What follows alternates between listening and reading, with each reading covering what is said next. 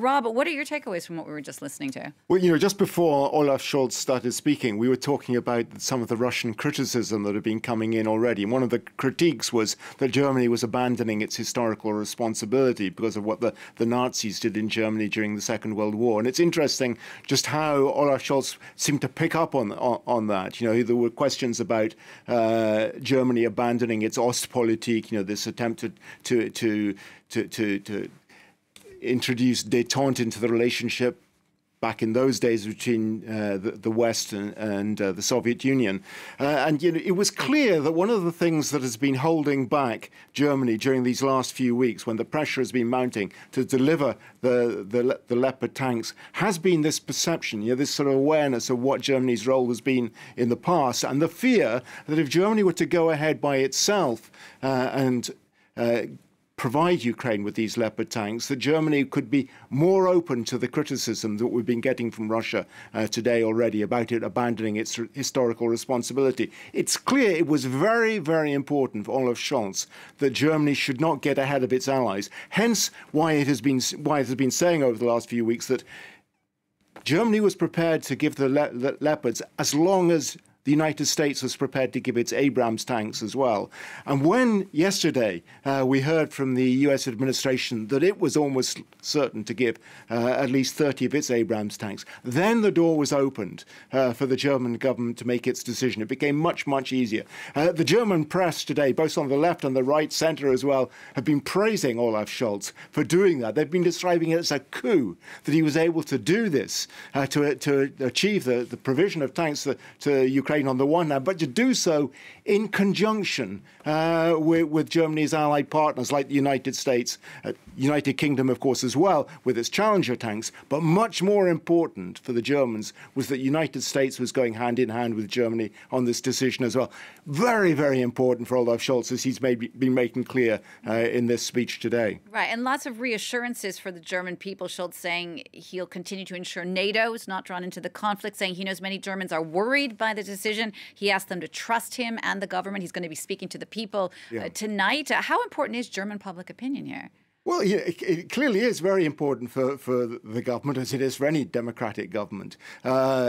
Interestingly, the whole of Parliament, with a few exceptions from within his own party, as we saw during the question times there, are behind him on this.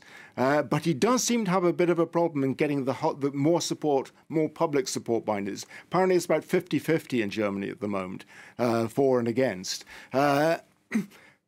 But I think he's in a strong position. The fact that he's getting so much support from the allied partners, that the response from Ukraine has been so welcoming, that the positive response today we've been getting from Poland, which has been such a major critic of German policy over the last few weeks, will be encouraging as well. I don't think there's much doubt that now he is in a position to pull the public with him. Of course there will be fears, but as he himself pointed out, the problem here arises from Russia invading another country. It's not Germany taking an irresponsible decision. Germany is providing a country which has been attacked by Russia with the means to defend itself. And that is clearly going to be his argument. Well, let's talk a bit more about Russia. There has been reaction that's coming in. Russia threatening to destroy and burn Western tanks, calling this decision extremely dangerous.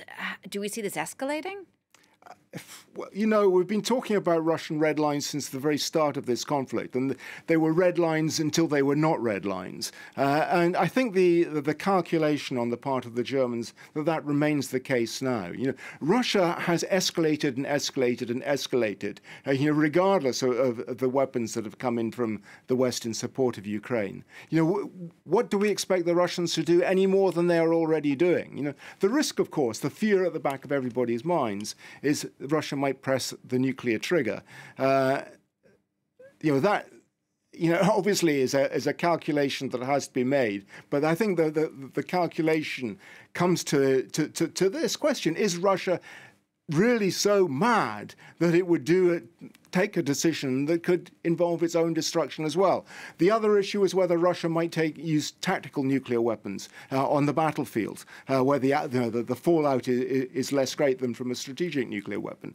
It's possible, of course, and that too is a fear. But the United States has already warned Russia that if it were to take that decision, that the consequences for Russia could be catastrophic. And the Chinese too have made clear to the Russians that they are very, very uneasy about that prospect. So I think it's unlikely that this is going to escalate any more than it already has.